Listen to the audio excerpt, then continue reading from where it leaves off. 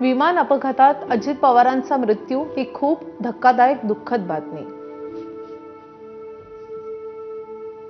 अजित पवार हे एक असामान्य नेतृत्व, त्यांचा राजकारणात अनुभव विपुल होता।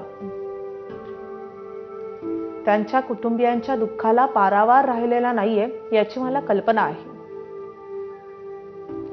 पवार कुटुंबीय समर्थकांप्रती माझ्या सहवेदना, अशा शब्दात मल्लिकार्जुन खरगेंनी त्यांच्या भावना व्यक्त केल्या आहेत। तर अजित पवार यांच्या अकाली मृत्यूने संपूर्ण राज्यावर शोककळा पसरलेली आहे।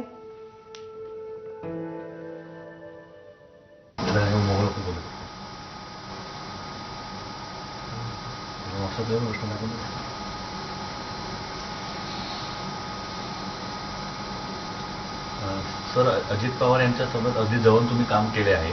राजकारणात अनेक चढउतार देखील येत असतात। मंत्रिमंडळात काम करताना, राज्याशी संबंधित धोरण आखताना, निर्णय घेताना काही वेळा अडचणी येतात। अशा वेळेला कोणता निर्णय घेताना अजित पवारांचा पाठिंबा कसा असेल त्यावर एखादी आठवण? नाही, अजितदादांचं नेतृत्व हे रोखठोक नेतृत्व होतं, ऑन दी स्पॉट काम करणारं नेतृत्व होतं।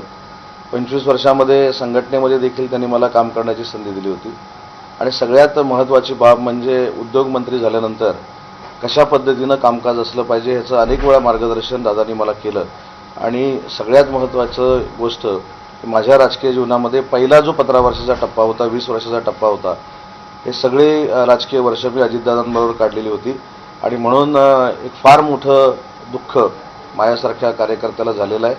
आणि अजितदादांचं जाणं हे महाराष्ट्राच्या राजकीय वातावरणातली फार मोठी पोकळी आहे आणि ती कधीही भरून येऊ शकत नाही। आणि म्हणूनच मगाशी म्हटलं की पवार कुटुंबियांना हे दुःख पचवण्याची ताकद ईश्वरानं दिली पाहिजे, एवढीच ईश्वरचरणी माझी प्रार्थना आहे।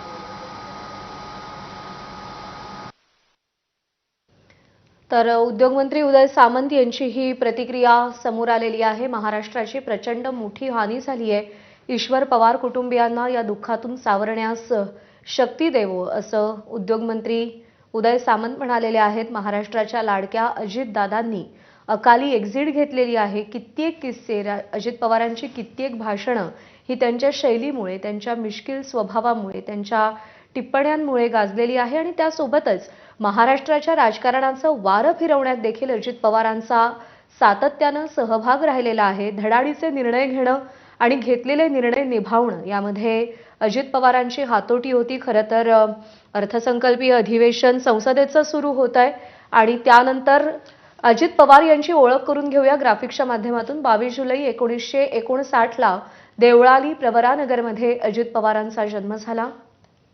बीकॉमचे ते पदवीधर होते। 44 वर्ष म्हणजे 4हून अधिक दशक ते राजकारणात सक्रिय होते। 8 वेळा ते महाराष्ट्राचे उपमुख्यमंत्री राहिलेत। 11 वेळा महाराष्ट्राचा अर्थसंकल्प त्यांनी सादर केलाय, कारण का अर्थमंत्री पद त्यांनी भूषवलेलं आहे।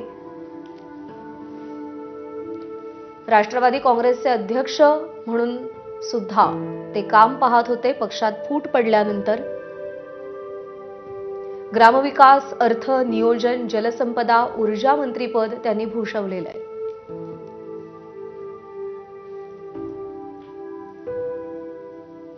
प्रशासनाचा, शासकीय कामकाजाचा दांडगा व्यासंग, दांडगा अनुभव अजित पवारांकडे होता। आणि प्रचंड आशेनं महाराष्ट्र ज्या काही मोजक्या चेहऱ्यांकडे माधवी राजकारणात पाहतो, त्यापैकी अजित पवारांचा एक चेहरा होता की हा माणूस आपल्याला न्याय मिळवून देईल, हा माणूस महाराष्ट्राला प्रगतीपथावर घेऊन जाईल, या माणसाकडे आपल्या प्रगतीचं, विकासाचं विजन आहे। या अर्थानं महाराष्ट्र कायम त्यांच्याकडे पाहत होता। पण अजित पवार यांच्या अकाली निधनामुळे प्रचंड मोठी हानी झाली आहे। आणि ही दृश्य आहेत बारामतीच्या रुग्णालयाबाहेरची। तिथे कार्यकर्त्यांची प्रचंड गर्दी झालेली आहे। रोहित पवार तिथे पोहोचलेले आहेत, युगेंद्र पवार तिथे पोहोचलेले आहेत आणि दिल्लीहून पवार कुटुंबीय देखील बारामतीच्या दिशेने रवाना झालेत।